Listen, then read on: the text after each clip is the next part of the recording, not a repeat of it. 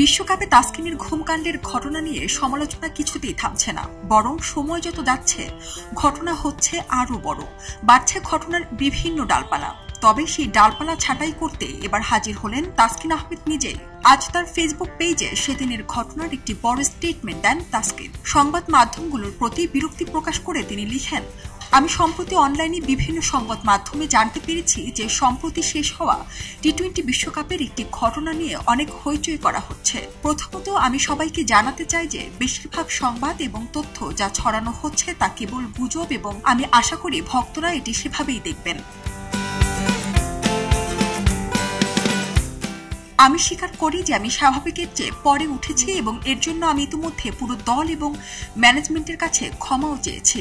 ঘুমের প্রসঙ্গে তাসকিন বলেন, সকাল 8:37 ঘুম থেকে উঠেছিলাম, 8:43 লবিতে গিয়েছি এবং আমার টিমের গাড়ি প্রস্তুত হওয়ার সাথে সাথে আমি সকাল 9টায় হোটেল ছেড়েছি। আমি সকাল 9:40 স্টেডিয়ামে প্রবেশ করেছি, টসের 20 মিনিট আগে মাঠে পৌঁছেছি। সকাল 10:15 জাতীয় সঙ্গীতে অংশগ্রহণ করেছি এবং ম্যাচটি সকাল 10:30টায় শুরু হয়েছিল। এটি খুবই দুর্ভাগ্যজনক যে এই তথাকথিত ক্রীড়া সাংবাদিকরা গুজবের ভিত্তিতে খবর প্রচার করেছে এবং যাচাই না করে আমার ভাবমূর্তি ক্ষুণ্ণ করার চেষ্টা করেছে, যা জাতীয় ক্রিকেট দলের একজন খেলোয়াড় হিসেবে লজ্জার। তিনি আরো বলেন, যারা আমাকে চেনেন তারা জানেন আমি আমাদের দেশকে কতটা ভালোবাসি এবং বাংলাদেশকে প্রতিনিধিত্ব করার জন্য কতটা নিবেদিত।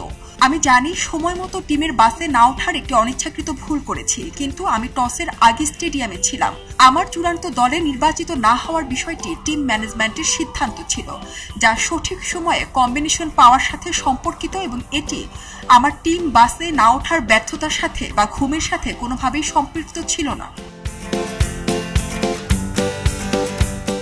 তাই আমি আশা করি মিডিয়া ক্রীড়া সাংবাদিকরা মিথ্যা গল্প লেখার আগে আরো সতর্কতা অবলম্বন করবেন এবং একটি বিষাক্ত পরিবেশ তৈরি করবেন না।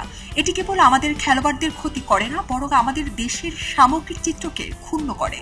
আমি বিশ্বাস করি আমরা সবাই সৎ এবং পেশাদার সাংবাদিকতা আশা করি যাতে জাতি হিসেবে এগিয়ে যেতে পারি।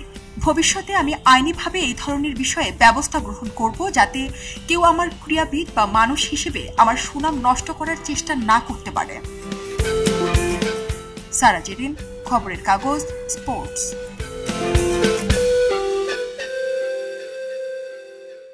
এলো মুক্ত চিন্তার স্বাধীন দৈনিক খবরের কাগজ। এখন খবর হবে নিখাত, নির্ভীক, নিরপেক্ষ।